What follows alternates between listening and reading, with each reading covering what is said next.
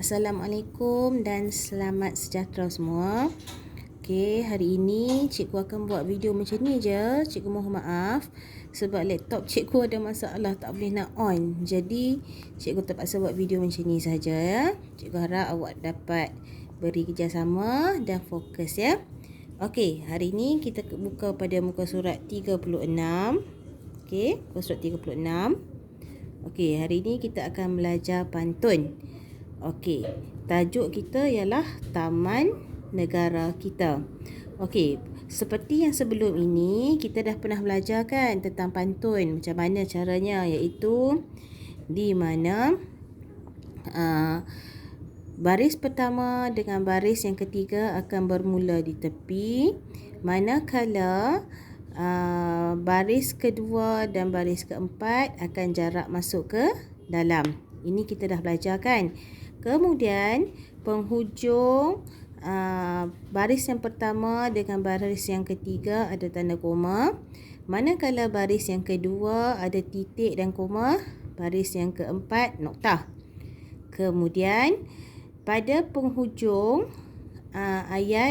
penghujung baris pertama dan penghujung baris ketiga bunyinya sama. Kalau awak tengok di sini, delima, ma, nama, ma.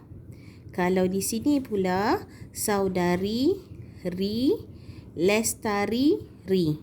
Okey, ini semua kita dah sedia maklum kan. Okey, kemudian dan lagi cikgu pernah terangkan baris 1 dan baris 2 selalu pembayang. Pembayang maksud, dan baris ketiga dan keempat merupakan maksud ataupun intipati apa yang hendak disampaikan oleh penulis pantun tersebut. Okey. Jadi, untuk hari ini kita tambah lagi satu. Kalau awak tengok di bahagian bawah. Okey, rima.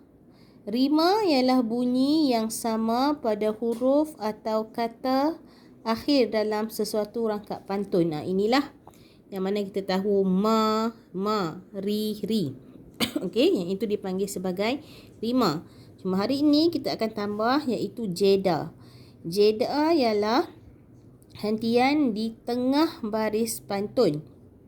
Dalam rangkap pantun kedua, di atas jeda ditanda oleh lambang slash. Okey, tengok jeda ni ialah hentian di tengah baris. Okey, iaitu letak di para. Ni jeda lah. Buah delima. Daun ketupat. Dia macam satu awak akan berhenti sementara sebelum awak sambung kepada ayat yang seterusnya. Kalau sini tadi cikgu cakap letak di para, okey, buah delima. Daun ketupat di sisi saudari. Taman negara, di sini jeda yang seterusnya, diberikan nama. Jadikan tempat, ni satu jeda lagi, indah lestari. Okey, jeda ni ialah awak berhenti sementara di pertengahan ayat.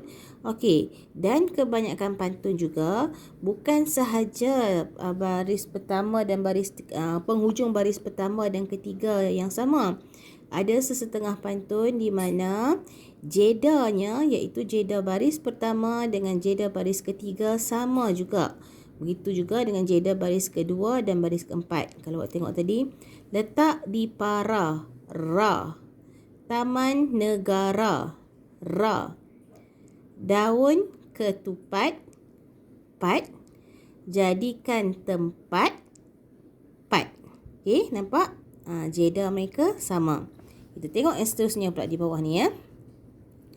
Hilang kejora. Okey, ini jedanya. Menjelang pagi. Nampak titisan, belumlah cair. Taman negara, tanahnya tinggi. Jadi kawasan tadahan air. Okey. Hilang kejora. Di sini ra. Okey, taman negara, ra. Okey. Titisan, san. Kawasan, san. Okey. Yang penghujung dia memang samalah. Pagi, gi, tinggi, gi. Cair, ir. Tadahan, air, ir. Okey. Jadi sekarang kita cuba tengok kepada rangkap ketiga dan juga rangkap keempat. Yang ini kita perlu cari salah satu daripada pilihan jawapan di atas. Sama ada pokok bidara di tepi perigi, pohon mempelam, lebat buahnya. Ataupun taman negara banyak pokok, hakisan tanah dapat dihindari. Okey, jadi kita tengok. Baris ketiga adalah I. Taman negara perlu dilindungi. Kitaran alam kekal selamanya.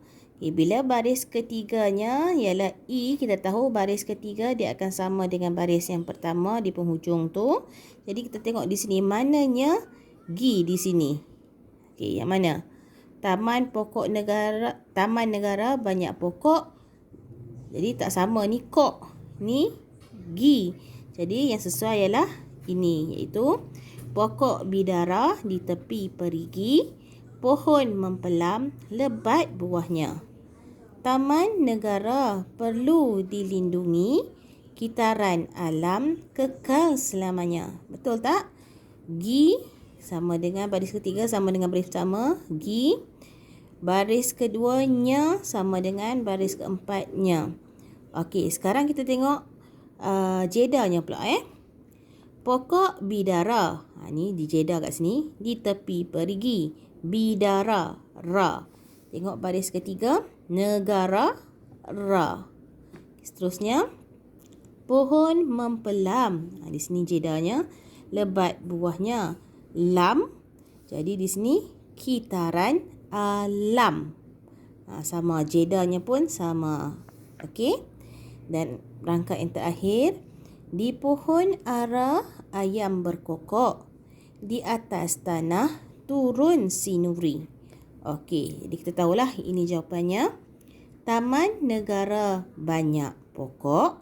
Hakisan tanah dapat dihindari. Okey, di sini kita semak berkokok. Kok. Di sini ada pokok. Kok.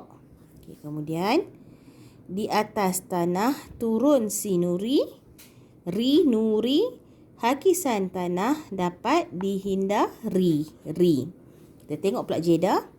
Di pohon ara, sini jedanya, ara, taman negara, kera. Di atas tanah, nah. Seterusnya, di atas tanah, nah. Sini hakisan tanah nah. Okey. Jadi betul lah. Pantun ini kita dah selesaikan di sini. Okey. Jadi kemarin kita cuba baca sama-sama rangkap 1, 2, 3 dan 4. Okey. Letak di para buah delima. Daun ketupat di sisi saudari. Taman negara diberikan nama, jadikan tempat indah lestari. Hilang kejora menjelang pagi, nampak titisan belumlah cair. Taman negara tanahnya tinggi, jadi kawasan tadahan air. Yang ini yang mana tadi? Sini kan? Pokok bidara di tepi perigi, pohon mempelam, lebat buahnya. Taman negara perlu dilindungi, kitaran alam kekal selamanya. Akhir sekali, ini dulu di pohon ara ayam berkokok, di atas tanah turun sinuri. Taman negara banyak pokok, hakisan tanah dapat dihindari. Okey, jadi hari ni kita cuma tambah satu ya. Kita tahu yang penghujung ayat ni baris 1 dan kedua ni dan baris 1 dan ketiga, baris 2 dan keempat yang bunyinya sama ni dipanggil sebagai rima. Manakala di pertengahan baris di pertengahan ayat bagi setiap baris yang mana awak berhenti sekejap itu dipanggil sebagai jeda. Okey? Boleh? Okey, jadi kita tengok. Di sini pantun ini banyak menerangkan tentang Taman Negara. Yang di sini maksud untuk rangkap pertama, Taman Negara diberikan nama jadikan tempat indah lestari. Masukkan dia suruh kita jadikan Taman Negara ni sebuah tempat yang indah, tempat yang bagus. Okey, seterusnya. Taman Negara tanahnya tinggi, jadi kawasan tadahan air. Okey, dia beritahu bahawa Taman Negara ni selalunya tanahnya tinggi, maksudnya kawasan bukit-bukit. Jadi di bahagian atas itu selalunya dijadikan tempat tadahan air. Okay, ini maksudnya berada di sini. Taman Negara perlu dilindungi, kitaran alam kekal selamanya. Okay, dalam Taman Negara ni tidak boleh dilakukan sebarang pembalakan haram. Kerana Taman Negara ni umpama sebuah taman, awak tengok sebuah taman yang di mana tidak diganggu kehidupan dan habitat-habitat di dalamnya. Jadi kebanyakan haiwan akan berada di dalam taman-taman negara ni tanpa diganggu. Jadi tak boleh berlakunya pemburuan haram, tak boleh berlakunya pembalakan haram, kerana ini akan mencejaskan habitat dan juga kehidupan di dalam hutan tersebut. Okay, akhir sekali, maksudnya berada di sini. Okay, Taman Negara banyak pokok, hakisan tanah dapat dihindari. Jadi dalam Taman Negara ni banyak pokok. Jadi bila ada banyak pokok, maka hakisan tanah dapat dihindari. Hakisan tanah tu sepertinya tanah runtuh. Jadi bila ada pokok ni seperti cikgu terangkan sebelum ni, akar dia akan memegang erat, mencengkam. Umpama akar pokok tu mencengkam tanah yang berada di sekelilingnya. Jadi bila hujan lebat berlaku pun sekalipun, tidak akan berlaku banjir kilat, tidak akan berlaku tanah runtuh. Okey? Jadi itulah kepentingannya Taman Negara. Okey, sekarang cuba keluarkan buku aktiviti awak. Okey, buku aktiviti awak kita akan buat muka surat 42. Buku aktiviti ya. Muka surat 42. Okey, tajuk arahan dia, cipta pantun 4 kerat berpandukan maksud pantun yang diberikan. Okey. Jadi, di sini meraikan Hari Bumi.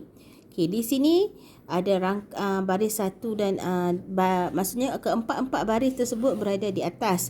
Jadi awak perlu cari maksud dia di sini. Kita tengok Maksud pantun bagi rangkap yang pertama ni ialah Maksud rangkap pertama pantun ini, janganlah kita melupakan Hari Bumi yang disambut bersama-sama pada bulan April. Okey, kita tengok 1, 2, 3, 4. Ini ialah baris yang pertama dan kedua, dan di bahagian sini merupakan pembayang pantun. Okey, jadi nombor 1 akan berada di sini. Nombor 2 untuk rangkap kedua. Yang ketiga ini untuk rangkap ketiga. Yang keempat untuk rangkap keempat. Yang awak perlu fikirkan ialah di sebelah sini. Okey, di sebelah sini dia punya susunan ni pun tak betul. Mungkin yang bawah ni belah atas awak tengok tanda koma. Bila tanda koma ni salah lah, yang patutnya dia berada di baris yang ketiga, yang ini di baris keempat. Okey, cikgu tunjuk contoh yang pertama Ikan dituba di hujung muara, dalam hutan simpan jerami. Okey, baris yang pertama dia ra. Jadi baris ketiga dia, baris pertama kena sama dengan baris ketiga. Jadi awak kena tukar.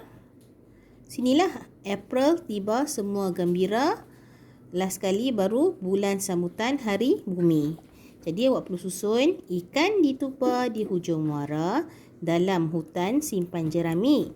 April tiba semua gembira, bulan sambutan Hari Bumi. Ini untuk nombor 1, untuk rangkap yang pertama. Okey, rangkap yang kedua di sini cuma awak perlu tengok susunan dia betul tak? Mungkin yang ni kat atas, yang ni di bawah. Okey, jadi awak boleh buat nombor 2 yang untuk rangkap kedua, ketiga dan keempat di sini. Okey, jangan lupa lagi satu, rangkap baris yang pertama dan ketiga mula di tepi. Baris kedua dan keempat awak perlu masuk ke dalam sedikit. Okey, boleh? Okey, jadi Inilah tugasan awak untuk hari ini. Dah siap, awak boleh terus hantar ke dalam grup Telegram. Cikgu ulang muka surat 42 buku aktiviti. Dan cikgu mohon maaf sekali lagi kerana laptop cikgu ada masalah. Okey, cikgu mohon maaf kerana ada masalah dengan laptop cikgu. Okey. InsyaAllah kita akan berjumpa lagi. Assalamualaikum.